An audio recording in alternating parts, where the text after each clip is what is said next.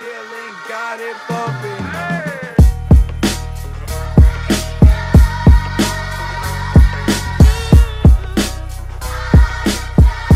Yo, Paul. Hey man, how are you? good. How are you doing, bro? Good. Thank you so much, man, for being willing to jump on with us. Absolutely. I think we have some mutual friends, Andy Bird. I think you know Andy Bird and those guys. Yes, sir. Andy Bird, Dominic Russo. Yes, Dominic's Come on on. our board. Dominic sits on the board of One Voice, and Bird's been a friend for years. Come on, bro. Now, where are you at? Where are you located? I'm in Pasadena, California. Oh, yeah. You guys are in the middle of the – are you able to open up now? No, they've actually taken off the end date of stay at home, so it is pretty much until there's a cure, is what I've heard. Man, that is just wild. You guys had service today. Yeah, we did. Was it spaced out? Was there masks? What was it like? Yeah, it was spaced out. We basically skipped every other row, and then we put a couple of chairs between each family and each household. So we opened up about like 40% of our building.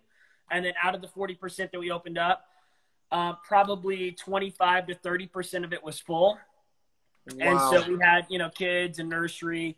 So like at our 11 a.m. service, we had, probably 2,000 people there. And then our 9 a.m., about 1,300, 1,400. That's crazy. But it's, My gosh. people are ready to get out. People are ready to get together. Yeah, well, you guys didn't skip a beat, man. I think you were the first person I seen do drive-in church.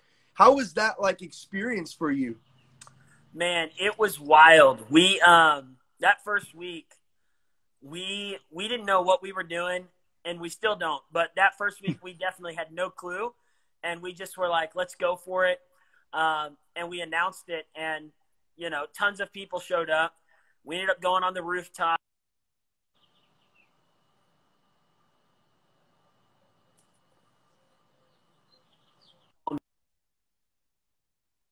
Oh, it's okay. Yeah. So yeah, basically, it just got wild for that first week. We did them back to back. People started getting saved in the parking lot like crazy. Like thousands of people got saved in that first week. And we were giving out groceries. And that was another thing. We didn't know if we ran out of groceries. And then we just started having business leaders donate their salaries to pay for groceries for people, donating their paycheck for the week and saying, what?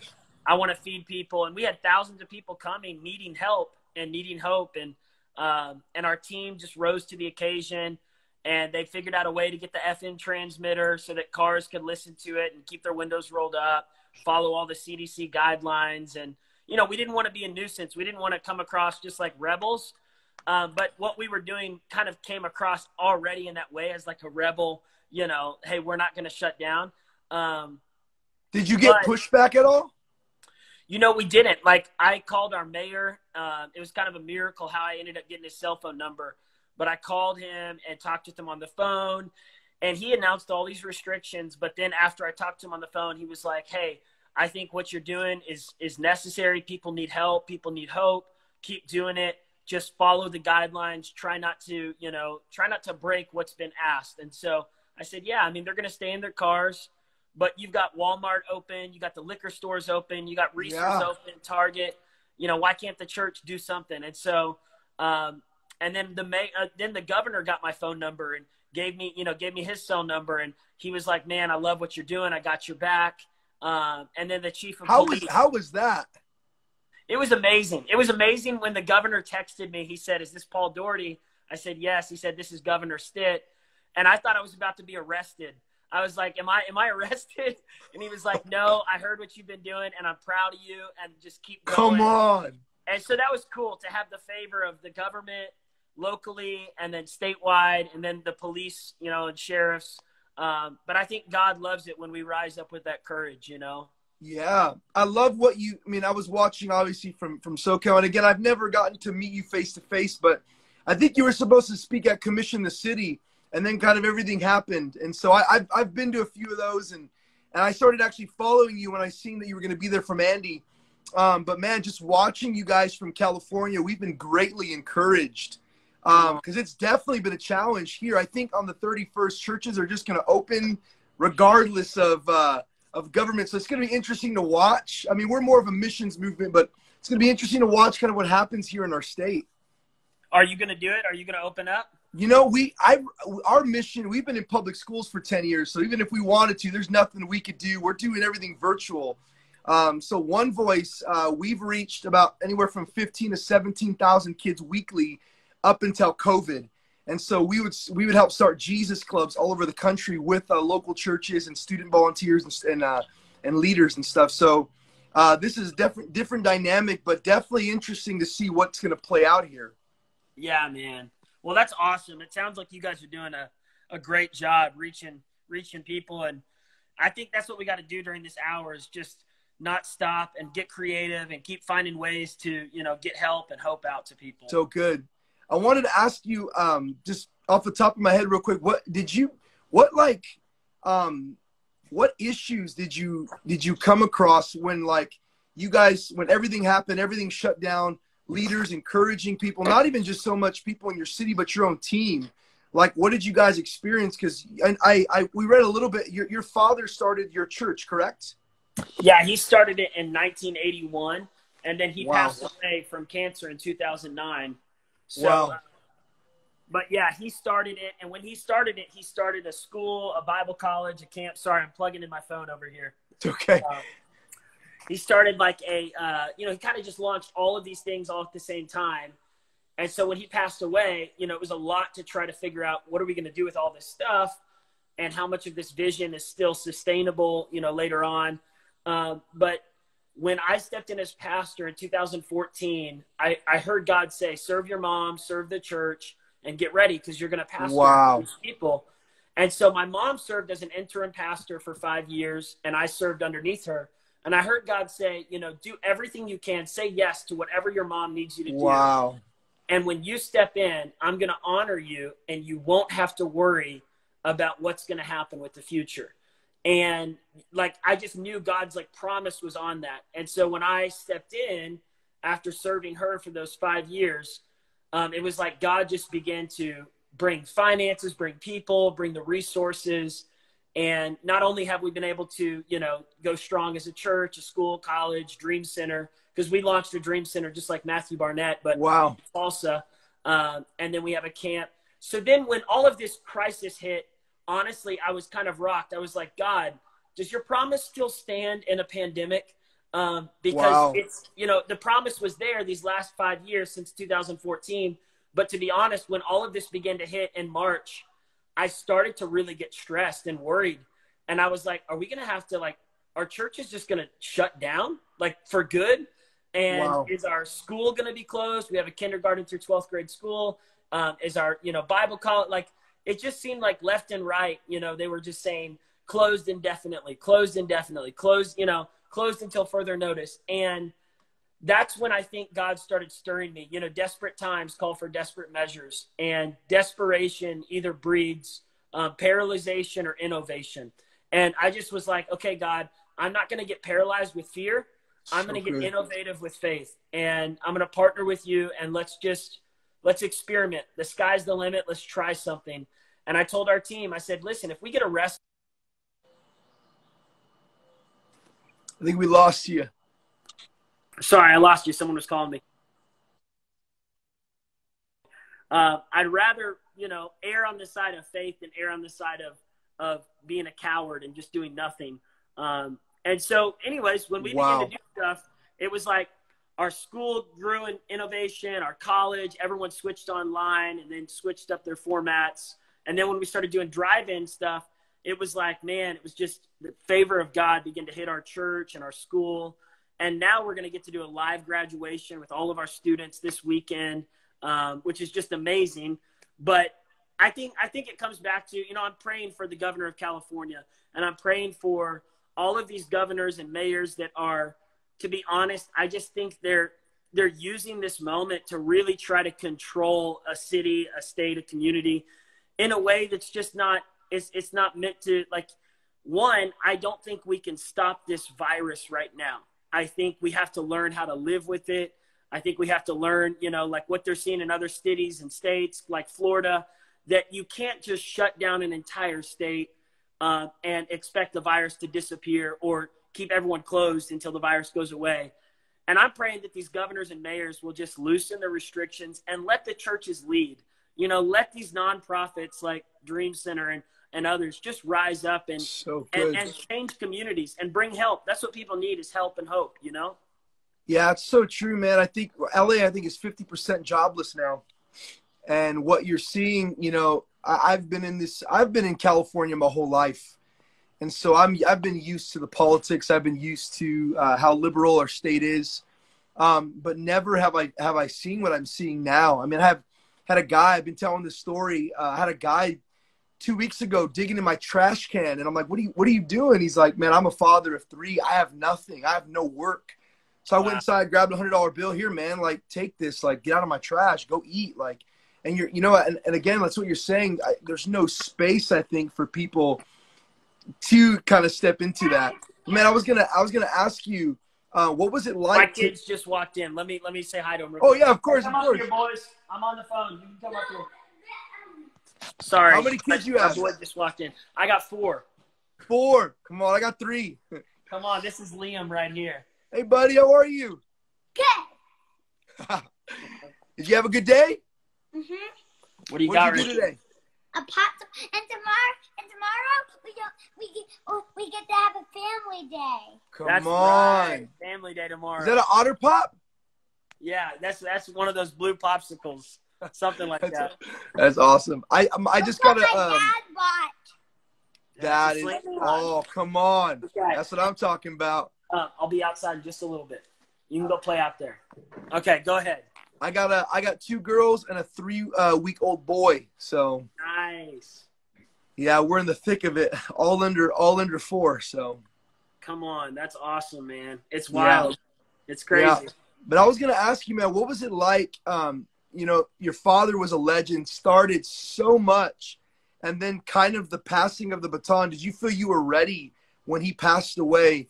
Did you feel you were ready to kind of inherit, not just the legacy, but also everything that comes with it, like the responsibility, leading? How did you feel? How was that transition for you? Yeah, I mean, I think that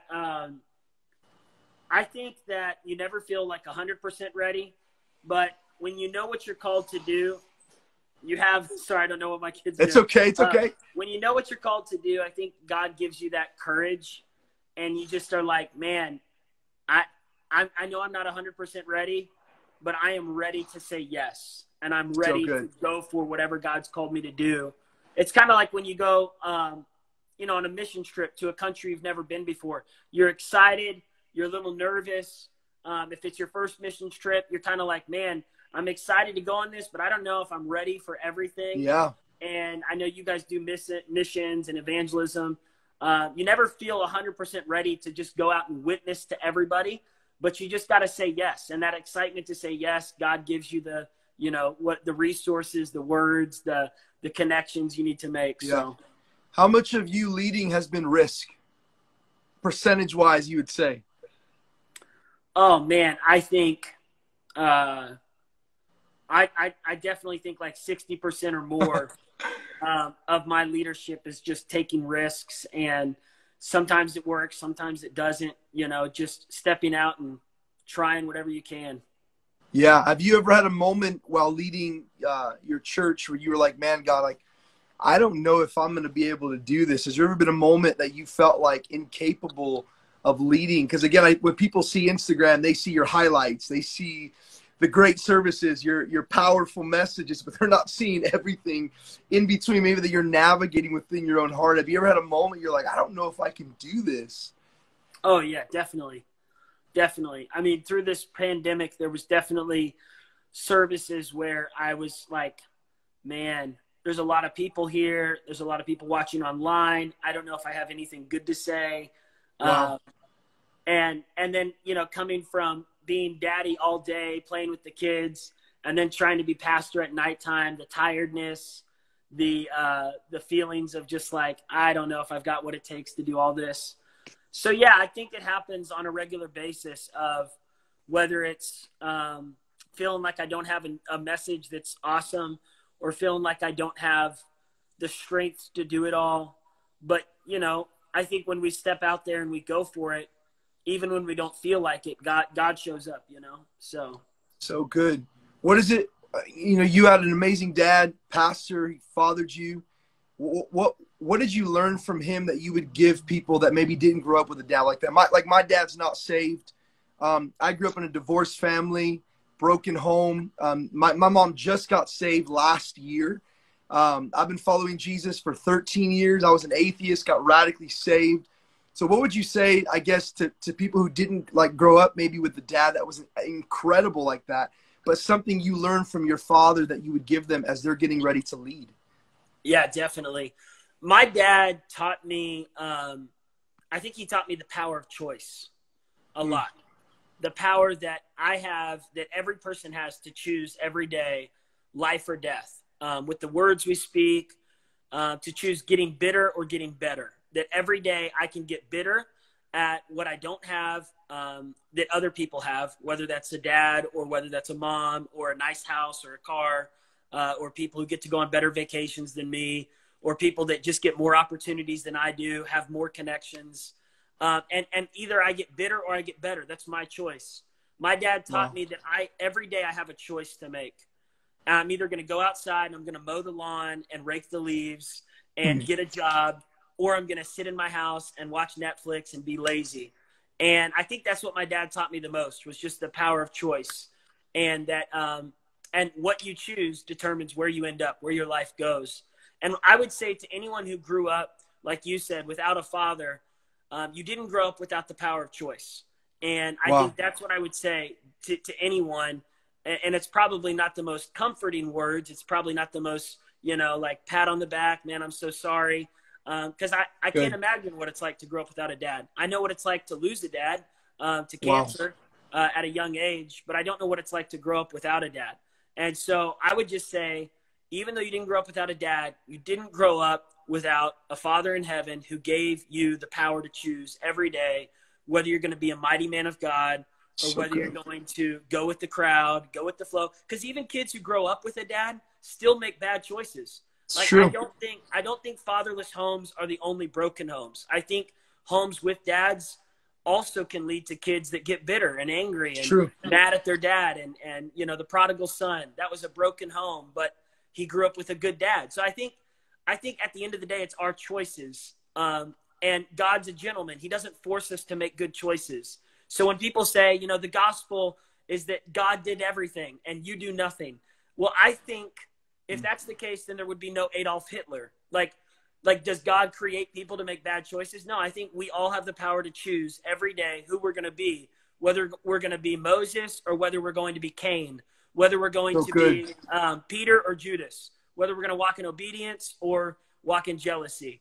And I think, you know, that's what I would encourage every person out there with, is just choose every day, faith over fear, getting better over getting bitter, being a hard worker over being lazy, and just continuing to obey God no matter the cost. So good. What was it like, if you don't mind me asking, navigating your father passing from cancer, but then you still believing God has power to move? What was it like preaching? And I have never lost any loved one that's been close, so I've never walked through that. But I'm pretty sure you believe that God can heal people and God can touch people. And it's probably been things that you've preached. What has it been like navigating that? What was it like navigating that season of seeing your father pass and you saying, man, God, you're still good. You're still worthy of me getting up. You're still worthy of me preaching. Yeah, totally. And I might have to get off after this. I apologize. Yeah, it's okay. My wife's telling me I got to get out there with the kids. So it's all good. But I would say, you know, I think for me, when my father passed, I definitely walked through depression, and I walked through moments where honestly I was just I was really contemplating if I wanted to move forward in life. Wow. And I share some of that in some of the sermons I've preached, and just mental health and emotional health and overcoming, you know, really toxic, negative, self-destructive thoughts. But I think for me, that was the thing, was just grabbing hold of the thoughts of faith and grabbing hold of the message of hope and faith that, you know, is all through Scripture. It was all there. and I grew up on it, but I forgot it when my dad passed. And so Wow. it was just getting back to remembering that, you know, my best days are still in front of me and God's not finished with me and we're going to get through this. And so once I grabbed hold of that, I was able to really press through and overcome the depression, the discouragement, the fear. But, you know, I had to grab hold of those thoughts and get it in my words. And for anyone out there who wants to hear that whole story, I kind of share it in a message I preach called Mental and Emotional Health. And it's on YouTube and stuff like that. So good. Pastor Paul, thank you so much, man, for even making the time. I look forward to meeting you one day in person, man. Thank you, Brian. Love you, bro. And I love Yeah, I your love glasses you too, man. and your vibes. You Yeah, rock. thanks, man. Thanks for having me on. Yes, thank you so much, and we'll see you soon. Yes, sir. Later.